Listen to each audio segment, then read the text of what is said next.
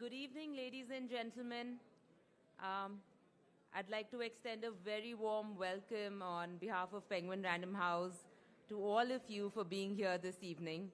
It is the official launch of the Delhi model, a bold new roadmap to developing a new India. I'd like to begin with welcoming our wonderful dignitaries on stage. We'll begin with Mr. Arvind Kejriwal, our chief guest for the evening.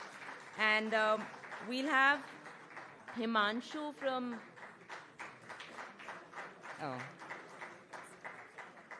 Next, we'd like to invite Mr. Manish Sisodia, former Deputy Chief Minister of Delhi, to join us. Himanshu, please.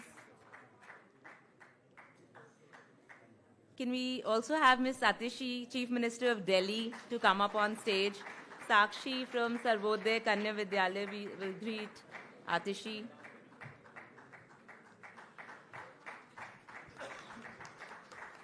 Can I please call Mr. Satinder Jain, the former Health, Power and Water Minister of Delhi? Prince from Sarvodaya Vidyalaya will now welcome him.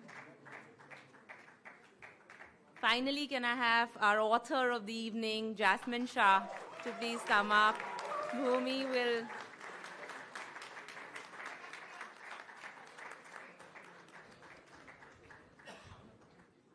I think the government schools are one of the first things that people think of when we talk about the Delhi model. So I think it's very apt that we had the kids here today to welcome our dignitaries. We at Penguin Random House India are very proud to publish the Delhi model. It is the first time that a book of this kind has been done. I think it serves as a great template for other states, for people to think of brave new ideas which can change a country as complex, as complicated, but full of opportunities like India. We'll start this wonderful evening by unveiling the book. So can I please have the books called on stage and we can have our guests unveil the books.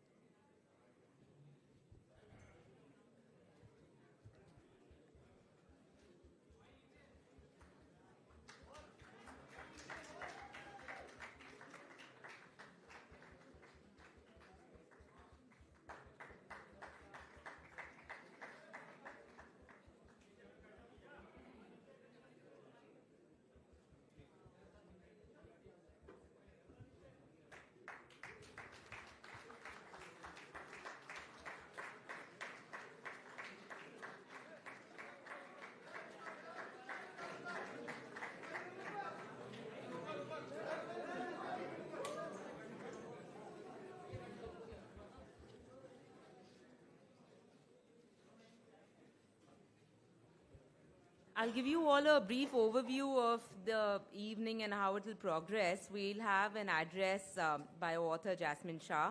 It will be followed by a keynote speech by our chief guest, Mr. Kejriwal. We'll have time for a few questions for Mr. Kejriwal before he leaves for his next engagement.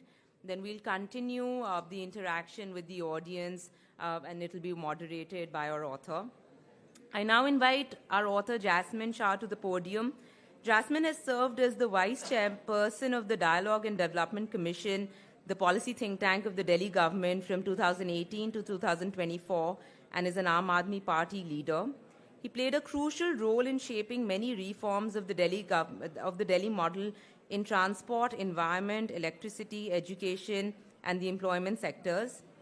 In a career spanning 2 decades, Jasmine has worked in multiple roles spanning the private, non-profit, and government sectors. A graduate of IIT Madras, he holds a master's in public administration from Columbia University, New York, where he was a Fulbright Nehru Fellow. His columns have appeared in Indian Express, Hindustan Times, Mint, and Economic Times. The Delhi Model is his first book. Please join me in welcoming Mr. Jasmine Shah.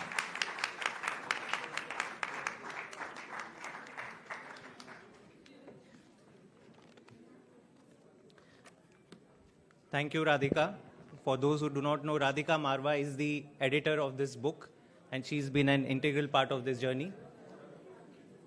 Honorable former Chief Minister of Delhi, Arvind Kejriwal ji, Honorable former Deputy CM of Delhi, Manish Sisodia ji, Honorable Chief Minister of Delhi, Atishi ji, and Honorable former Health Minister of Delhi, Satyendra Jain ji, all the senior leaders from Aam Aadmi Party, lot of my friends, colleagues, many senior editors and journalists in the world of media, ladies and gentlemen. I am very, very grateful to see so many of you today on a Sunday evening on this very special occasion, which is the launch of my first book. After writing this just one book, I can tell you one thing. You need a really good reason to write a book. As good as the feeling is to unveil the book or hold the book in your hands, the process of writing it is a pretty painful one, I must tell you. And if you don't do the job well, the process of reading it also ends up being very painful. So you want to avoid that. So I wanted to share with you today, in the few minutes that I have, as to why did I feel so strongly that the story of Delhi model had to be told, and why I feel that this story is one of the most important stories in India today. In February 2015, just as the entire nation stood in awe when the Aam Aadmi Party came to power with a historic mandate of 67 out of 70 seats, I was one of those millions who was watching the events unfold in television and feeling inspired. The AAP came to power not because it figured out some magical vote factions or vote bank coalitions, which is what politics has usually become in India. But it came to power because of a wide-eyed promise of transformation that people across castes and classes in Delhi believed in. And that was Vyavastha Parivartan. Arvind ji named the entire appeal or the promise of AAP as Vyavastha Parivartan, which is kind of a wholesale retooling of the government machinery itself. All of you will agree that this was once in a generation moment where Delhi's Aam Aadmi rose together to reject all the establishment parties for their failure to address the issues that affected their daily lives: crumbling government schools, overcrowded and unreliable healthcare system, long power cuts, constantly rising electricity and water bills, and ever-rising pollution. Yes, we are talking about the national capital in 2015 and not some remote state in India. So the first reason why I wrote this book is to record what happened to that promise of Vyavastha Parivartan that we started out with in 2015. I genuinely feel that while AAP's politics is discussed endlessly in primetime debates every day, unfortunately I have also been part of that, its track record in governance remains a black box for most, and especially for those who are outside of Delhi. I was amongst the few fortunate enough to have witnessed or had a ringside view of this promise being translated into reality within the Delhi government for 8 of these last 10 years. And I've always felt that it is a far, far more exciting story than AAP's daily political battles. Let me give you a sense of what I mean. Imagine asking these 5 questions. Can government schools in India consistently perform better than private schools? Is it even conceivable that students will drop out of private schools to stand in queue for admission to government schools? Can a public healthcare system in India provide free and quality healthcare for every citizen for every ailment from primary to tertiary level, irrespective of the cost? Can free and 24/7 electricity be available to every household? And can we have inflation levels in India which are lower than developed nations? The response to these questions in Delhi in 2015, or for that matter in any other part of India even in 2024, will invariably be impossible. ये नहीं हो सकता. This cannot happen in India, at least हमारे जीवन में तो नहीं हो सकता. The story of the Delhi model is the story of how all these and many more promises were turned into reality within a decade, setting new benchmarks in governance. If you don't believe me, sample these. Delhi's government schools have consistently outperformed private schools in class 12 board results for the last decade. Not for 1 year, for the last decade. In 2024, our government schools registered 97% board results as against 97 percentage board results as against 94 in private schools. In the last decade, Delhi government set up a chain of 55 Ambedkar schools of specialized excellence.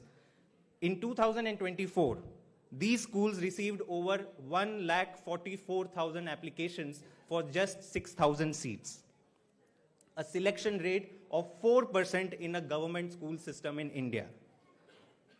This is less than the Yale University, it is less than MIT, and it is comparable to what Harvard University's acceptance rate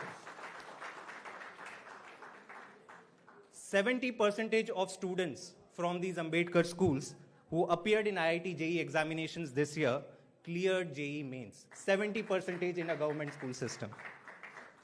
Delhi today is the only state across India that has actually reduced its power tariffs over the past decade. No state has managed to do this, and I'm talking about actual power tariffs without the subsidy. Delhi has managed to reduce it over the last decade. Today, the average Delhi consumer pays 985 rupees for 400 units of consumption, whereas in Mumbai, they pay 4,463. That is 4.5 times higher. As of April 2024, Delhi had the lowest inflation across India at 2.2%. Compared to the average of 4.8% for India, Delhi's inflation in this month was lower than US, UK, Japan, France, and Germany. What I have attempted to do in this book is to tell a factual and a policy-based analysis of all the reforms undertaken, or the majority of the reforms undertaken in the Delhi model in 6 key sectors: education, health, air pollution, transport, electricity, and water. And how have these reforms set new benchmarks in governance, even though, and I admit it at various parts of the book, that even though much still remains to be done. I've also drawn an ambitious roadmap for national reform in each of these key sectors, leveraging the principles and the lessons that we have learned in Delhi in the past decade. But there is another important reason that drove me to write the book, and that is the dangerous path that India is going down. I'm sure for as long as each of you remember, India has been amongst the worst performers in United Nations Human Development Index, which gives us an overall measure of the well-being of our people. In the last 10 years alone, India's ranking on HDI has dropped from 130th to 134th. India today ranks 179 out of 189 countries in terms of its public health spending. We are perhaps the only country in the world that has reduced its health spending after the devastating COVID-19 pandemic. Every other country is investing more in its healthcare. We are reducing it. So ask the question for yourself: how can we ever become a developed nation without having a vision of providing world-class education and health to all our citizens? We may have become the 5th largest economy in the world, but what does it really mean to an average Indian? For the average Indian, what matters is the per capita income. And on that front, India has stagnated at 160th rank for the past 2 decades. For the past 2 decades, an average Indian's life seems to have stagnated. The work of the famous French economist Thomas Piketty shows that only the affluent, or the top 10%, have prospered in India in the last 2 to 3 decades. For the first time in our history, and I'm talking about data from 2022-23, for the first time in our history, India is today more unequal than it was under British rule. For the first time, India is today more unequal than all the G20 nations of the world, including the United States. And all of this is because we have stuck to a failed trickle-down theory of growth for the past 3 decades.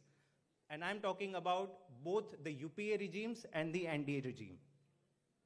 This theory, the trickle-down theory of growth, doesn't believe in investing in health or education or offering better quality of life to the Aam Aadmi, to those in the middle or the lower classes. It instead believes that giving huge tax cuts and incentives to the corporates is the surest recipe for a nation's growth. Gujarat is the poster child of this failed theory. And I have an entire chapter in this book dedicated to talking about Gujarat versus Delhi model. This is where I feel that Delhi model stands out as a distinctly new approach to to development that India has never seen before. At its core, what is the Delhi model? The Delhi model prioritizes investments in human capital development and better service delivery for all citizens, not just for a class of citizens, while ensuring a social security net for the most vulnerable. After nearly a decade of Delhi model, Delhi today ranks #1 amongst all Indian states in Human Development Index, has the highest minimum wage in India, has the lowest inflation in India, and has amongst the lowest unemployment rates across the country. So while many economists, including Amartya Sen and John Dress, have pointed out serious issues with the Gujarat model and India's current development trajectory, no Indian state has staked its claim to offer a better alternative that delivers resilient economic performance while improving the quality of life for all its people. As I argue in this book, the singular achievement of the Delhi model could be that it has filled this national vacuum. Before I finish, I wanted to thank all those without whom this book would have never seen the light of the day. I could write this insider account of the Delhi model only because I was part of a brilliant team led by Delhi's visionary former Chief Minister Arvind Kejriwal ji. I will always remain grateful to you, sir, and Manish ji, for giving me the opportunity to work in a leadership role in Delhi government all these years and for making me a part of this incredible journey. Much of this book was written in the last 1 year when Arvind ji, Manish ji, and Satinder ji were jailed in a fake case in an attempt to finish off the Aam Aadmi Party. I must say that this only strengthened my resolve to tell the story of the making of the Delhi model as it needed to be told and to tell it well. I also thank all those who have been associated with and have contributed to the making of the Delhi model. The Delhi model is the collective work of hundreds and hundreds of individuals, right from our thousands of volunteers who are part of the SMC committees, to many others who have worked at Sachivalay, to many ministers, to many MLAs. Everyone has contributed their part to the making of Delhi model. I hope I live up to your expectations to have done the job of chronicling the story well. For most of us associated with the AAP, we know how important a role our spouses play. We have seen how families of Arvind ji, Manish ji, and Jain Saab stood steadfast in their support when they were targeted with the worst kind of political vendetta that I believe any political party has seen. For those of us on the outside, these last 2 years were also very difficult. And if not for my wife, Padma Priya, who sometimes believed more than me that this book needed to be written and I was the one to write it, I don't think this book would have seen the light of the day. Thank you, Priya. Where is Priya? Priya is there. And finally, I thank the entire team at Penguin and especially my editor, Radhika Marwa. Thank you, Radhika, for doing such an excellent job of publishing this book in a very tight timeline. I also have an announcement to make before I end. The Hindi version of this book is at a very advanced stage. I have the editor from Penguin Hindi's team over here, Sanjeev ji, and it should be coming out sometime next month. Thank you very, very much.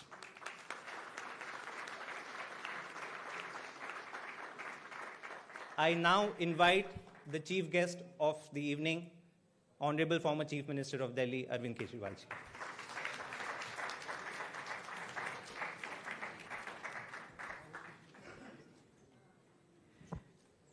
सबसे पहले मैं jasmine Shah को बहुत बहुत बधाई देना चाहता हूँ। ये इतनी इम्पॉर्टेंट किताब इतने इम्पॉर्टेंट सब्जेक्ट पे लिखने के लिए, और इन्होंने काफ़ी दिनों से लिख रहे थे, बहुत मेहनत की है और इसको आप ज़रूर पढ़िएगा और इसको रिकमेंड कीजिएगा। जैस्मिन बहुत अच्छा लिखते हैं, बहुत सिंपल स्टाइल में लिखते हैं, आपको इसको पढ़ने में बहुत मज़ा आएगा। मैं समझता हूँ कि this is not just about the Delhi model of governance, it is also about Aam Aadmi Party model of politics.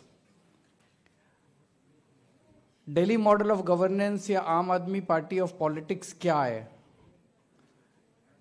2-3 चीज़ों के ऊपर मैं गौर डालना चाहूँगा, लेकिन सबसे इम्पॉर्टेंट चीज़ है कि हमने लोगों की दिन ब दिन की जिंदगी की मूलभूत समस्याओं को सुलझाने की कोशिश की है बस, और कुछ नहीं है। बहुत सिंपल है।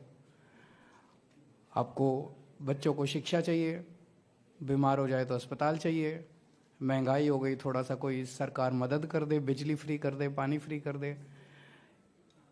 इन मूलभूत समस्याओं को हमने समाधान करने की कोशिश की है। और ये हमने क्यों किया? हमारे से पहले किसी ने क्यों नहीं किया? 75 साल हो गए देश को आज़ाद हुए, हमारे पहले इतनी पार्टियां आई, इतने नेता आए, किसी ने नहीं किया। तो मैं थोड़ा सा इसमें डेटा एनालिसिस वो सारी तो आपको किताब में मिल जाएगी। मैं इसके पीछे की कुछ कहानियां आप लोगों के साथ शेयर करना चाहूँगा। ये स्टेज पे जो लोग बैठे हैं और कुछ लोग ऑडियंस में बैठे हैं और कुछ लोग शायद इस हॉल में नहीं है, ये वो लोग हैं जिन्होंने पूरा दिल्ली मॉडल ऑफ गवर्नेंस कह लीजिए या आम आदमी पार्टी ऑफ पॉलिटिक्स के जिम्मेदार हैं। और इनमें सबसे पहले मैं मनीष सिसोदिया से मिला था। मैं जब इनकम टैक्स डिपार्टमेंट में काम किया करता था, तो इनकम टैक्स डिपार्टमेंट में उन दिनों में मैं असिस्टेंट कमिश्नर था, तो डिप्टी कमिश्नर हो गया था। डिप्टी कमिश्नर एक मिडिल क्लास एग्जिस्टेंस होती है। कौशाम्बी के एक फ्लैट में रहते थे, तो एक मिडिल क्लास परिवार की जो समस्याएं होती है वही समस्याएं हमारी भी थी। हम सब लोग जानते हैं सरकार में बहुत करप्शन है, इनकम टैक्स में भी बहुत करप्शन था, अभी भी है। तो करप्शन के खिलाफ एक लड़ने का जुनून पैदा हुआ। मैं इंजीनियर भी हूं, तो मुझे थोड़ी बहुत कोडिंग करनी भी आती थी। तो मैंने खुद ही घर पे बैठ के एक वेबसाइट बनाई, परिवर्तन.com, और उस पर लिखा कि अगर आपको इनकम टैक्स में कोई परेशान करता है और रिश्वत मांगता है तो परिवर्तन को बताना, परिवर्तन आपके लिए बिना रिश्वत के काम करवाएगा। अब मैं इनकम टैक्स में सिटिंग डिप्टी कमिश्नर, तो मैं तो फेस बन नहीं सकता मेरे को, तो नहीं तो अंडमान भेज देंगे ये लोग।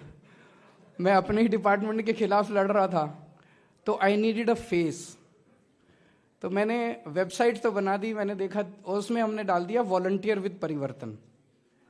तो ये मैंने 30 दिसंबर 1999 को वेबसाइट बनाई थी, और 31 दिसंबर को सबसे पहला एंट्री उस पे वॉलंटियर करने वाला था मनीष सिसोदिया। सबसे पहली एंट्री इसकी आई थी। ये जी न्यूज़ में पत्रकार होते थे उस टाइम। तो मुझे बड़ी खुशी हुई, एक वेबसाइट बनाई, कोई पैसा नहीं था मेरे पास प्रचार करने के लिए, कुछ नहीं था। एक आदमी ने उस पर एंटर किया, तो मैं बाकायदा इसके घर गया। तो शकरपुर में रहते थे आप, वो ईस्ट दिल्ली में पटपड़ मदर डेयरी के पीछे शकरपुर है। वहाँ शकरपुर में ये 1 रूम फ्लैट में छत के ऊपर एक ही कमरा था, उसी में इनकी किचन थी, और वहाँ ये रहते थे। तो वहाँ इनके साथ छत के ऊपर बैठ के 1 घंटा बातचीत हुई। ये मैं इसलिए बता रहा हूँ, ये दिखाने के लिए कि हम किस बैकग्राउंड से आते थे, जो बहुत ज़रूरी था, जो काम हमने किया। उसके बाद हम दोनों ने मिलके उस परिवर्तन को आगे बढ़ाया। फिर मैंने डिपार्टमेंट छोड़ दिया, रिज़ाइन कर दिया। फिर 10 साल हम लोगों ने दिल्ली की झुग्गियों के अंदर काम किया, सुंदर नगरी की झुग्गियों, नंद नगरी की झुग्गियों में, और कई महीने में झुग्गियों में रहा, ये देखने के लिए कि झुग्गी वालों की आम जिंदगी कैसी होती है, झुग्गी वाले कैसे कोप अप करते हैं, किन स्कूलों में जाते हैं। स्कूलों का बुरा हाल था। जीटीबी अस्पताल गुरु तेग बहादुर हॉस्पिटल बगल में होता था, उसका बुरा हाल था। ना इलाज के लिए उनके पास कोई सुविधाएं, ना पढ़ाने के लिए बच्चों के लिए। उस बैकग्राउंड से जब हम लोग सरकार में आए, तो सबसे पहले एक आम आदमी की मूलभूत समस्याओं का समाधान करने की कोशिश करी हम लोगों ने। और फिर हमें मिल गया सतिंदर जैन। सतिंदर जैन वो शख्स है, इसको आप कोई प्रॉब्लम दे दीजिए, ये कहीं ना कहीं से, he is a professional architect, कोई ना कोई वो दे दीजिए, ये कुछ ना कुछ समाधान निकाल लेता है। हमारे में से कोई भी, जो हम शुरू वाले लोग थे, कोई भी पॉलिटिकल बैकग्राउंड से नहीं आता। हमारे बाप दादा, परदादा, नाना नानी, दादा दादी, चाचा मामा, कोई दूर दूर तक पॉलिटिक्स से लेना देना नहीं है। उस बैकग्राउंड से आके जब हमने सरकार में एंटर किया तो सबसे पहले हमने फिर स्कूल, अस्पताल, बिजली, पानी, महंगाई, इन मुद्दों का समाधान हम लोगों ने करने की कोशिश की। तो कोई सोच नहीं सकता था, मुझे याद है जब हम दिल्ली की झुग्गियों में सुंदर नगरी में काम किया करते थे तो काफ़ी झगड़ा होता था। शीला जी की सरकार थी, उनके साथ धरने प्रदर्शन, राशन सिस्टम बहुत गड़बड़ था। उन दिनों में चर्चा चली करती थी और केवल स्टेट लेवल पे नहीं, राष्ट्रीय स्तर के ऊपर चर्चा चलती थी that the government can not run schools. सरकार स्कूल नहीं चला सकती। मैं मन में सोचता था यार, जो सरकार स्कूल नहीं चला सकती वो सरकार क्या चलाएगी? सरकार चलाना तो बहुत बड़ी बात है। एक स्कूल जिन सरकारों से नहीं चलता, that government ought to resign, उनको इस्तीफा दे देना चाहिए जो सरकार स्कूल नहीं चला सकती।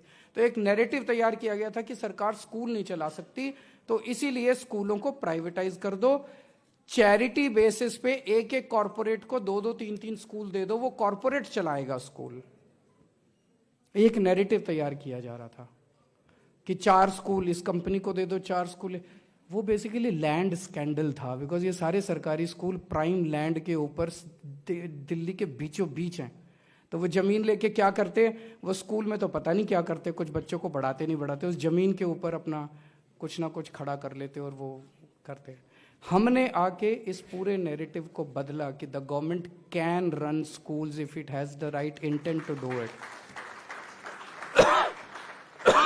सरकार स्कूल चला सकती है, सरकार अस्पताल भी चला सकती है, सरकार मोहल्ला क्लिनिक भी चला सकती है, अगर सरकार की नीयत साफ हो तो। हमने एक सरकारी स्कूल ठीक किए, हमने अस्पताल बनाए, हमने बिजली 24 घंटे की पूरे देश के अंदर। गजब की बात है, 75 साल हो गए देश को आज़ाद हुए, अभी तक एक पार्टी, एक नेता, एक सरकार 75 साल में पूरे देश में कहीं 24 घंटे बिजली नहीं कर पाई। As if it's such a rocket science. केवल दिल्ली अकेला राज्य है आज पूरे देश के अंदर जहां बिजली 24 घंटे है। बाकी आप यूपी में फ़ोन करके पूछ लो, बिहार में फ़ोन करके पूछ लो, राजस्थान में, छत्तीसगढ़ में, इधर उधर 10-10 घंटे, 12-12 घंटे के पावर कट लगते हैं। तो एक चीज़ और दिमाग में आती थी उन दिनों में, जब हम पॉलिटिक्स आपस में डिस्कस किया करते थे, जब सुंदर नगरी में काम करते थे, हम देखते थे ये पार्टी उसको गाली दे रही है, वो पार्टी उसको गाली दे रही है, मतलब बस गाली चल रही है जैसे आजकल चल रहा है।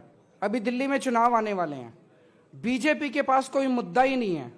बीजेपी 24 घंटे केवल केजरीवाल ये, केजरीवाल वो, केजरीवाल का घर ऐसा, केजरीवाल की जैकेट ऐसी, केजरीवाल के कपड़े ऐसे, केजरीवाल के जूते ऐसे, आज इसने नए जूते क्यों पहने, आज इसने जैकेट क्यों, 24 घंटे केवल गाली गलोच। उस टाइम मैं सोचता था ये मुद्दों की बात क्यों नहीं करते। धीरे धीरे धीरे धीरे हमने राजनीति के अंदर मुद्दों की बात करने के लिए इनको फोर्स तो किया है थोड़ा बहुत। प्रधानमंत्री जी को गुजरात चुनाव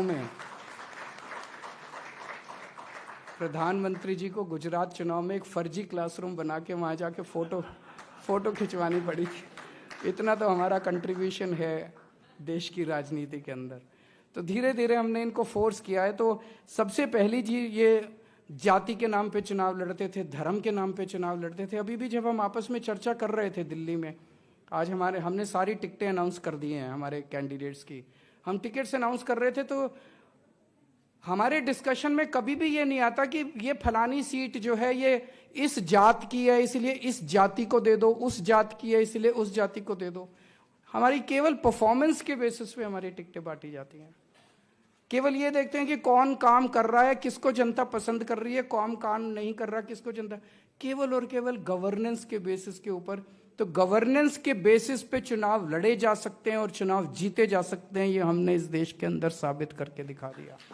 पहले कहते थे नहीं, धर्म के नाम पे चुनाव लड़े जाते थे, और यही कारण है कि दिल्ली के अंदर अब इनकी पोलराइजेशन की पॉलिटिक्स नहीं चलती। पिछले चुनाव में 2020 में इन्होंने कितना शाहीन बाग करने की कोशिश की, लेकिन स्कूल और अस्पतालों ने शाहीन बाग को हरा दिया। बहुत बड़ी बात है। इनके इतना शाहीन बाग करने के बाद भी 70 में से 62 सीट आई है, केवल 8 सीट ले पाए दिल्ली के अंदर। तो सबसे इंपॉर्टेंट चीज तो है कि मूलभूत समस्याओं को, जनता की मूलभूत समस्याओं का ध्यान देना। और ये हम कुछ तो अच्छा कर ही रहे होंगे क्योंकि जनता को पसंद आ रहा है।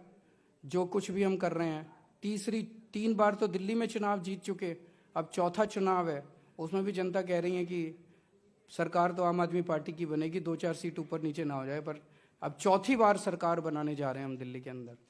उसी के बेसिस पे पंजाब में सरकार बन गई, उसी के बेसिस पे गुजरात में 5 एमएलए आ गए, उसी के बेसिस पे गोवा में 2 एमएलए आ गए, और उसी के बेसिस पे कश्मीर के अंदर हमारा 1 एमएलए बैठे हैं सामने, महराज मलिक, 1 एमएलए बन गया। तो जो मूलभूत समस्याओं के बारे में हम लोग चर्चा करते हैं दिल्ली के अंदर, वो पहला कंपोनेंट।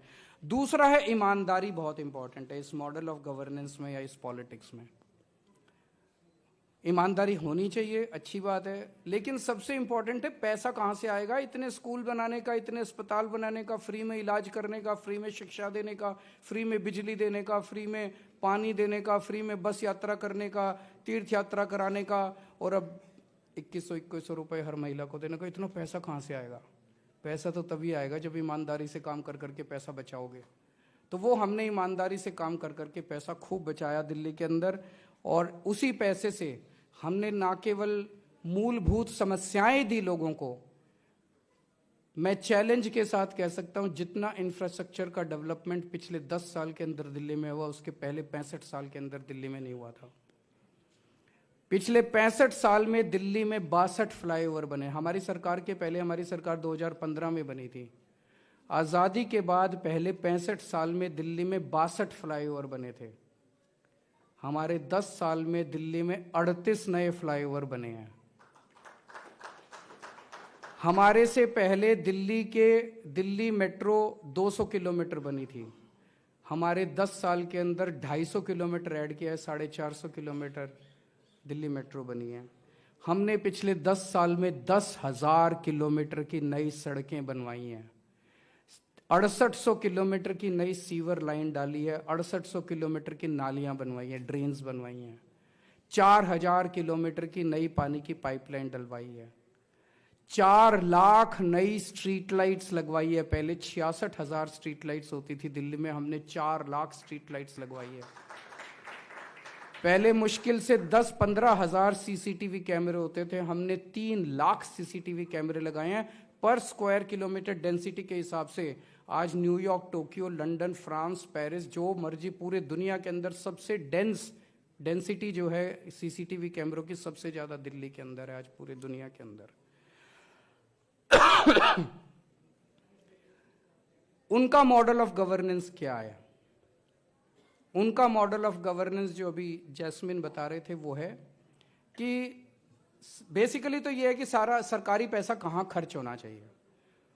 वो कहते हैं सारा सरकारी पैसा कुछ टॉप के कॉरपोरेट्स को दे दो, कुछ टॉप की कंपनियों को दे दो, और वहाँ से वो ट्रिकल डाउन करेगा। ट्रिकल डाउन थ्योरी मेरे को नहीं पता, मेरे को ज़्यादा इकोनॉमिक्स नहीं आती, पर जिसने भी ये ट्रिकल डाउन थ्योरी बनाई है उसने बड़ा शातिर काम किया। भ्रष्टाचार को लेजिटिमाइज करने के लिए उसने बड़े अच्छे शब्दों का इस्तेमाल करके एक ट्रिकल डाउन थ्योरी बनाई कि जो भी सरकार है खूब पैसे दो उनको, और बदले में वो तुम्हें पॉलिटिकल डोनेशंस देंगे। तो टैक्स कंसेशंस दे दो, उनके लोन माफ कर दो। जब उनसे बोलो भाई स्कूल बनाने हैं, अस्पताल बनाने हैं, लोगों को शिक्षा देनी है, सड़कें बनानी है, तो वो नहीं कहेंगे नहीं नहीं नहीं, वो सारा हम इनको टैक्स कंसेशन दे रहे हैं, 15 लाख करोड़ रुपए के इनके लोन माफ कर दिए। लेकिन जब उनको स्कूल बनाने के लिए कहते हैं तो कहते हैं पैसे नहीं है। उनके कितने 1 लाख करोड़ रुपए आप बता रहे थे कि टैक्स कंसेशंस दिए, लेकिन जब उन्हें हम कुछ भी मांगते हैं तो कहते हैं पैसे नहीं है। तो बेसिकली वो सारा पैसा कुछ टॉप के कॉरपोरेट्स को देना चाहते हैं, उनको देते रहते हैं और कहते हैं धीरे धीरे धीरे धीरे बूंद बूंद करके जनता तक पैसा पहुंचेगा, ये बड़ी बड़ी इंडस्ट्री लगाएंगे, उसमें लोगों को नौकरियां मिलेंगी। जब नौकरियां मिलेंगी, हमारा बिल्कुल उल्टा मॉडल है। हमारा मॉडल है कि जनता को शिक्षित करो, इन्वेस्ट इन ह्यूमन कैपिटल। आप जनता को शिक्षा दो, जनता को स्वास्थ्य सेवाएं दो, जनता को तैयार करो, इस देश की जनता को तैयार करो, और एक आम आदमी की जेब में पैसा डालो। एक आम आदमी की जेब में पैसा डालोगे तो इकोनॉमी के अंदर डिमांड पैदा होगी, और इकोनॉमी के अंदर डिमांड पैदा होगी तो प्रोडक्शन बढ़ेगी इकोनॉमी की, और प्रोडक्शन बढ़ेगी तो उसी से देश रोजगार मिलेंगे, उसी से देश का विकास होगा। ये हमारा एक इकोनॉमी का मॉडल है। क्या दिल्ली के कामों को स्केल अप किया जा सकता है? हमने दिल्ली में 200 यूनिट बिजली मुफ्त दी, एक आम आदमी को थोड़ी सी राहत दी महंगाई से। क्या पूरे देश की बिजली फ्री की जा सकती है? बिल्कुल की जा सकती है। मैंने सारा कैलकुलेशन किया है, 1,80,000 करोड़ रुपए का खर्चा आएगा बस। 1,80,000 करोड़ तो ये एक आदमी को ही दे देते हैं। क्या दिल्ली के देश के सारे स्कूलों को ठीक किया जा सकता है? बिल्कुल किया जा सकता है। 10 लाख सरकारी स्कूल हैं, 18 करोड़ बच्चे पढ़ते हैं, 5 लाख करोड़ रुपए का खर्चा आएगा। देश के सारे रिमोट से रिमोट गांव के अंदर भी, देश के रिमोट से रिमोट गांव में भी सरकारी स्कूल ठीक हो जाएंगे, शानदार हो जाएंगे, प्राइवेट से अच्छे हो जाएंगे। 5 लाख करोड़ तो कुछ भी नहीं है भाई साहब। क्या देश के सारे सरकारी अस्पतालों को ठीक किया जा सकता है? बिल्कुल किया जा सकता है, उसमें भी 5 लाख करोड़ रुपए का खर्चा आएगा। इतने से पैसे के अंदर देश का इतना जबरदस्त विकास हो सकता है। नीयत नहीं है। मैं हमेशा कहता हूं सरकार में पैसे की कमी नहीं है, नीयत की कमी है। तो बहुत बहुत शुक्रिया आप लोगों का, जैस्मिन को बहुत बहुत बधाई। और इस किताब को आप लोग ज़रूर पढ़िएगा और खरीद के डिस्ट्रीब्यूट भी कीजिएगा लोगों को पढ़ने के लिए, ताकि एक आम आदमी की बात, कि आम आदमी की गवर्नेंस और आम आदमी की राजनीति कैसे हो, ये जनता तक पहुंच सके और ये डिस्कशन जो है ये वाइडर हो सके।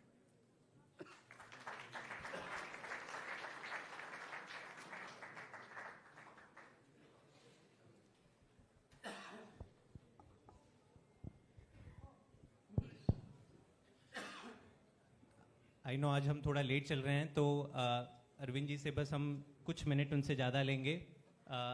Many of you may want to have to ask any question, तो we can start. Couple of questions for Arvind ji. I think Prem Shankar ji ने पहले हाथ उठाया था। Prem Shankar Jha ji is a veteran journalist, please. Arvind ji, hello. मैं पहले तो आपको कुछ अपने तरफ से थैंक्स कहना चाहता हूँ। ये कोविड के टाइम के वक्त में जैसे आपने लोगों को बचाया, अपने पूरे ख़जाने को खर्चा करके, जो लोग कि माइग्रेंट वर्कर्स थे और जिनको कि घर नहीं जाने दे रहे थे, वो मैंने देखा और मैंने कहीं किसी और स्टेट में नहीं देखा। दूसरा, आप पहले वही फर्स्ट चीफ मिनिस्टर थे जिसने कहा कि इनकी आप 5 दिन इनको घर पर रोक के तब अस्पताल ना ले जाइए, नहीं तो ये मर जाएंगे, घर पे ही ट्रीटमेंट शुरू कर दीजिए। और पूरे मुल्क से 1 महीने पहले आपने 0 पर ले आया था। तो ये another part of government from the bottom upwards. And मैं एक चीज़ आपसे पूछना चाहता हूँ, ये पर्सनल क्वेश्चन है। वो एक क्षण था आपके लाइफ में जबकि आप एजिटेशन से गवर्नेंस की तरफ घूमे कि I must make a political party, otherwise I can do nothing. वो क्या हुआ? Was there any specific thing that happened then जिससे कि आप भ्रष्टाचारी आंदोलन को छोड़ के आप पार्टी बनाने की? सर, हमने कभी जिंदगी में भी नहीं सोचा था कि हम राजनीति में आएंगे, और ना कभी मंशा थी। जैसे एक मिडिल क्लास परिवार के लोग सोचते हैं कि राजनीति तो कीचड़ है, अच्छे लोगों को नहीं जाना चाहिए, हम भी यही सोचते थे। लेकिन जब वो आंदोलन हुआ, अन्ना आंदोलन, उसमें हमारी एक ही मांग थी कि लोकपाल बिल पास कर दो। अगर उस time Congress Lokpal bill pass कर देती तो शायद आम आदमी पार्टी नहीं बनती। उन्होंने बिल पास नहीं किया, उन्होंने चैलेंज किया कि खुद ही चुनाव लड़ लो और खुद ही आके असेंबली में पास कर लो। तो हम फिर चुनाव लड़े और सब बैठे क्या करना चाहिए, और सबने बैठ के तय किया कि पार्टी बना के अब चुनाव लड़ने चाहिए। One more question at the back. नमस्ते सर, मेरा नाम समीक्षा है, PhD इकोनॉमिक्स JNU। मुझे आपको ये एक क्वेश्चन भी है। मेरे सब रिश्तेदार ना आपको बहुत गाली देते हैं सर, बहुत गाली देते हैं। जब भी मैं जाती हूँ आपको गाली देते हैं। उसका एक रीज़न है सर, आपने बस फ्री करी महिलाओं के लिए, बिजली फ्री करी, पानी फ्री किया, मोहल्ला क्लिनिक बनाए, गवर्नमेंट स्कूल बनाए। अमीरों के बच्चे तो उनमें पढ़ते ही नहीं है। तो क्या इस दिल्ली का अमीर आपसे चिढ़ता है क्योंकि आप गरीबों के लिए काम करते हैं? पर हमने तो इंफ्रास्ट्रक्चर भी किया, इतना इंफ्रास्ट्रक्चर किया जो कि हमारे से पहले किसी ने नहीं किया। मैंने बताया पहले 65 साल में 62 फ्लाईओवर बने, हमने 38 नए फ्लाईओवर ऐड किए। हमने महिलाओं की सुरक्षा कह लीजिए या अपराध कम करनी, हमने 4 लाख स्ट्रीट लाइट्स लगवाई, जबकि हमारे से पहले 66,000 स्ट्रीट लाइट्स लगी थी। हमने 3 लाख सीसीटीवी कैमरे लगाए, जबकि उसके पहले लगभग नेग्लिजिबल सीसीटीवी कैमरे थे दिल्ली की सड़कों के ऊपर, which is the highest in the country. 10,000 kilometre की सड़कें बनवाई, 6800 किलोमीटर की सीवर लाइंस डलवाई। सो मुझे नहीं पता, आपको उनको समझाना पड़ेगा कि वो आम आदमी पार्टी को वोट दें।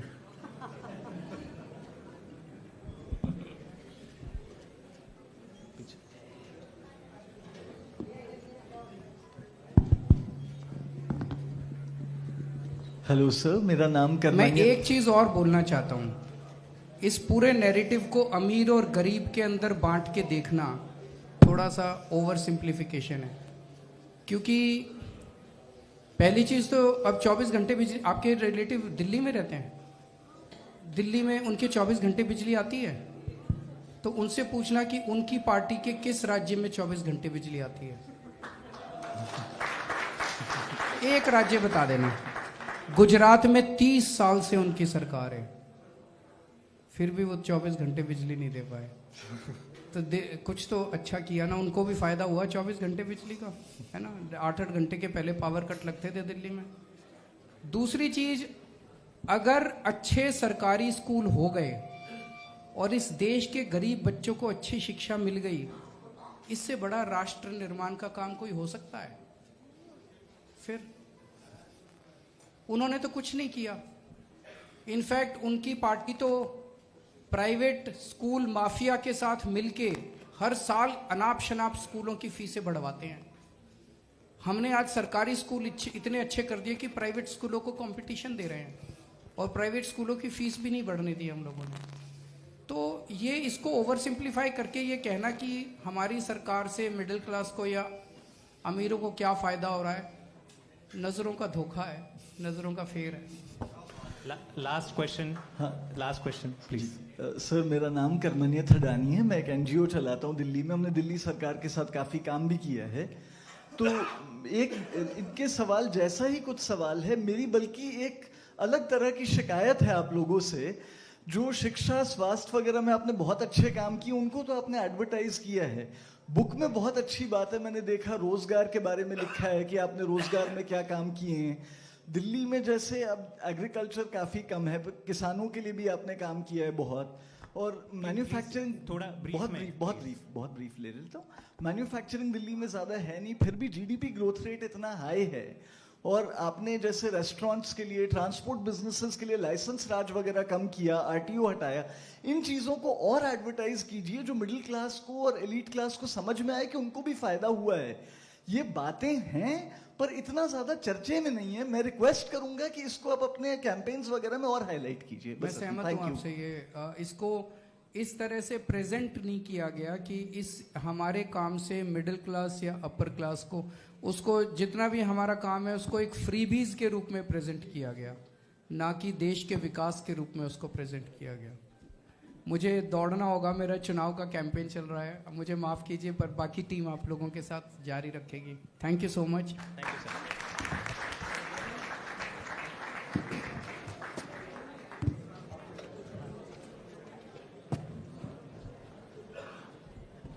So we'll continue with the discussion. Please take your seats. आप यहाँ पे आ जाइए। I think no, please. हाँ, प्लीज एक बार सेटल डाउन कर लीजिए।